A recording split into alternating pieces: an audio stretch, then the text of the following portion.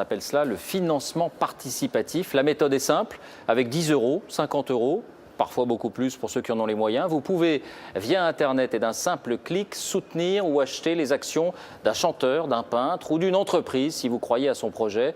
Au départ, c'était presque un amusement. Aujourd'hui, c'est devenu un moyen important de financement pour les jeunes entreprises qui ne trouvent pas d'argent chez leurs banquiers. Enquête Faustine Saint-Géniès, Julien Ababsa. Il espère trouver un remède miracle.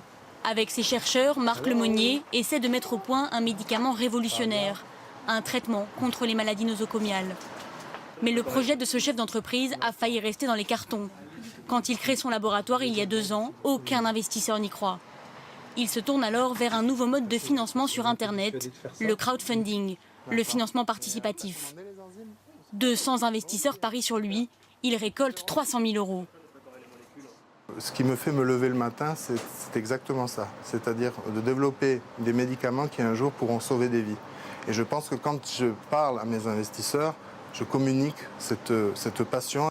Son entreprise est la première en France créée grâce à ce système. Un mode de financement né dans le monde de la musique.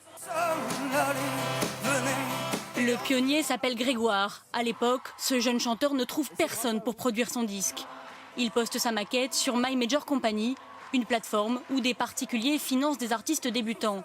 Grégoire récolte 70 000 euros. Grâce à ses 350 producteurs, il est devenu une star. Même success story pour la chanteuse Irma, disque d'or cette année. Un système participatif désormais appliqué au financement de start-up.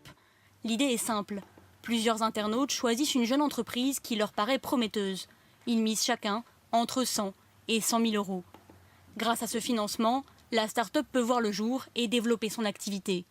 En France, on estime que 35 000 internautes ont ainsi financé 15 000 projets pour un montant total de 6 millions d'euros. Parmi eux, Luc Vong. Il a découvert le crowdfunding dans la presse économique. Il a investi dans 5 projets, dont l'entreprise de Marc Lemonnier, qui fait des médicaments contre les maladies nosocomiales. En moyenne, il mise quelques centaines d'euros, 500 euros sur le laboratoire Antabio. Sa motivation, être une bonne fée pour de jeunes entrepreneurs, mais aussi gagner de l'argent. Dans le cas d'Antabio, un investisseur lui a déjà racheté ses parts.